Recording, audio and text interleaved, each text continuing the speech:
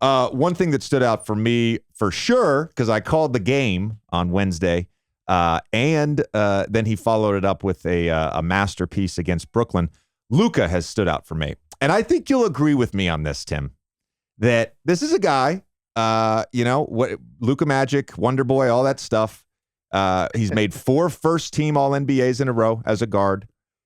This was the first year towards the end of last season and throughout this summer where I felt like Luka was maligned. There was a lot of Luka slander online. And by the way, some of it is just, right? The not getting back on defense after he thinks there's a foul. Like, that's a real thing. I get it. But I think to a degree, like, the dude's awesome. We can all agree Dallas hasn't built this like spectacular juggernaut around him. So to me, it was the first time in his career these last 6-7 months where he's facing some real criticism. And he starts out the season with a 33-point triple-double, which I called, and I'll get into that game in a second. And then he goes and he scores 49 against Brooklyn. And these 2 games were very different. This is what makes Luka so special. So the 2 games were very different. Against San Antonio, they're primarily playing this deep drop with Zach Collins. And Luka, because of his size, the screening angles, all that stuff, he's able to get so deep into the paint, into the defense, and he makes those decisions late. Is he shooting? Is he throwing a lob? Is he jumping up in the air like Tyrese Halliburton and making that no-look skip pass to the corner for a 3? So in that first game, he's orchestrating. It ends up with a 33-point triple-double. Then they go to Brooklyn, or they play against Brooklyn, and Brooklyn is a switch-heavy team. They've got a lot of long perimeter defenders, and they switch a lot. And so Dereck Lively doesn't play as much in that second game. I think he played like 17 minutes. And a lot of it turned into iso ball. And then you see the elite shot making of Luke. I saw this today. He's on second spectrum, 70% effective field goal percentage through these 2 games. He's in the 22nd percentile in the NBA so far of shot quality. He's just making ridiculous shots.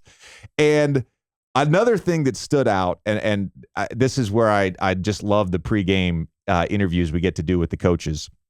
We were talking with Jay Kidd about the defense, and by the way, Zach and I kind of raised some question marks about the Dallas Mavericks defense, and did they do enough to address some of these concerns?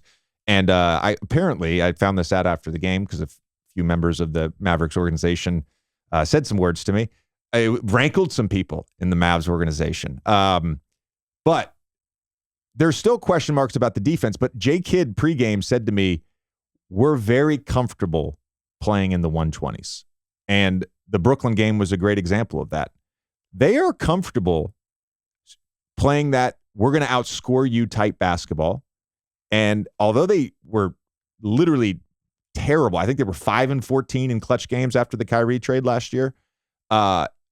They clearly have the ability. Kyrie's been one of the most clutch performers in terms of, points, fourth quarter points, all that stuff. Luka, we know he's clutch.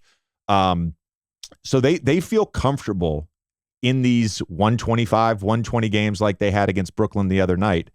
But I just go back, Luka just starting out the season, averaging 41, 11.5, 8.5 on 48% shooting splits. Like, if you're Dallas, you couldn't have asked for a better start. And the second half from Lively in that opener was just fantastic. Yeah, look, Lively really brings something to them they needed. And a lot of people around the league are talking about what he looked like, 12th pick, and to have that kind of an impact and to be somebody that you can kind of just throw it up to anywhere and he can go get it, runs the floor like a deer. They need that kind of athleticism with the way Luka plays and having that other option when you're trying to figure out how to take away what he's doing on ball screen or ISO. You've got Kyrie waiting on the swing pass to attack. Well, there's a gap there down the lane that's going to be available for Dereck Lively. And he's playing with one of the best passers in the league to reward him. So Lively's been fantastic. Everything you said about Luka is true. And the guy was watching the game you called, and the deceleration 3-point play that he had in the second half was one of the most absurd things I've ever seen. I watched it probably 5 times. I don't know that I've ever seen a guy. We've seen the decel before. We've seen the decel before. I don't know that we've seen a complete break. Right. Like that was like slam the brakes at the stop sign type thing. Yeah, and people out there, that maybe watch the game or love the game, or maybe you play the game, at your local health club. Go try that sometime.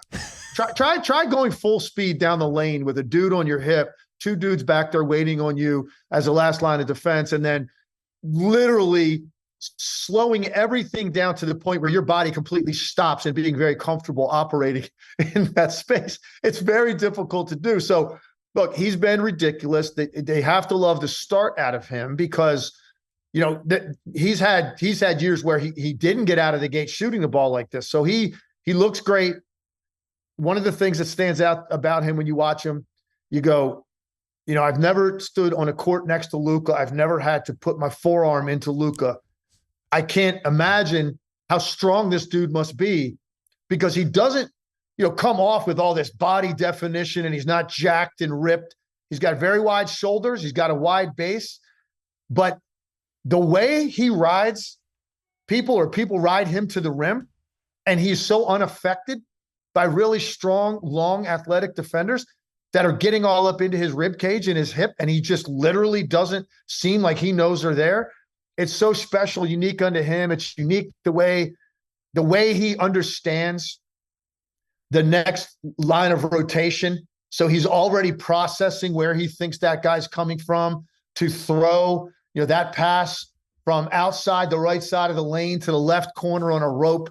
So guys like us could stand there and get, an extra half a count. And now you got like a guy that's a 35% shooter can become a 60% 3-point shooter. Like we're seeing all of that. I have one problem with Luka, JJ, and it's not even the referee thing is actually at a point where I'm tired of talking about it because it's so ridiculous to me that he can get caught up in these conversations while the other team is on a fast break. It's one thing if you drive in and you get raked and the ball goes out of bounds, right? You thought you got fouled and then you go over to the ref while you're waiting to take the ball out of bounds and have a little conversation.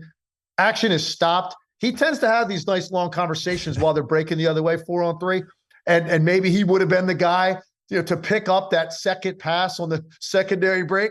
So that's one thing. Here's the thing I will ask you. Look at the contending teams in the league. And you and I have talked about these tier 1 teams. Milwaukee. Giannis, would you call him a conscientious defender? Yeah, for sure. Okay. Would you call Jason Tatum a conscientious defender in Boston? Yeah, for sure. Okay. How about Kevin Durant in Phoenix? Yes, Kevin for sure. He was LeBron James? Kevin in Brooklyn last year before the Phoenix trade was all league defense. His numbers were no insane. doubt. He has that capability of being an absolute total game changer at that end. LeBron, the other tier 1 team. LeBron was engaged in that Denver series. I mean, that really stood out to me the way he guarded Jokic. Yeah, he was engaged. And then conscientious. And then at least Denver. And whether you think Jokic is a good defender or not, it's absolutely calling him a conscientious defender. If you watch him defensively, he's communicating. He's constantly looking. His head's on a swivel. He's not going to be the most athletic guy, and he's not going to necessarily go get something above the rim as a shot blocker. We get it. So I'm not saying that Luka Doncic, Nikola Jokic is an elite level defender, but he absolutely is a conscientious team defender. That's where I have a problem a little bit with Luka. I'm not sure that when your top guy has that many moments throughout a game that you can point to, regardless of what Jason Kidd said about living in the 120s, that's great.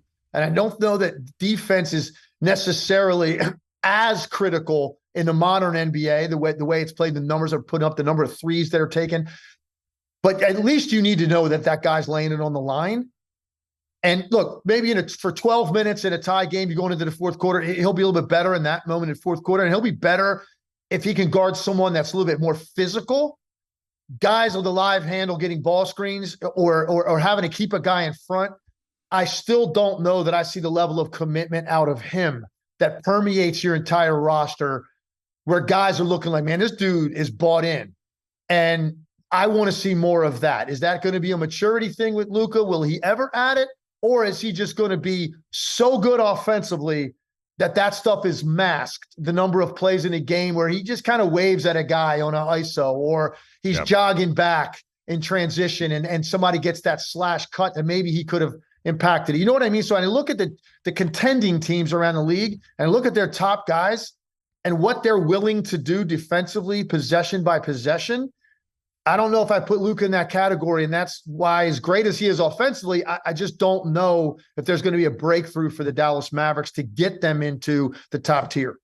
I stopped by the Dallas locker room after the game and to say hi to the training staff, and Luka happened to be on the table, so I went over to him and I was talking about the D-cell bucket, how sick it was, and the first he just like lit up, and the first thing he said to me was, "Hey, but the defense was pretty good. I tried, right? I tried." Like it is on his mind a little bit. It. Yeah, it's on his mind.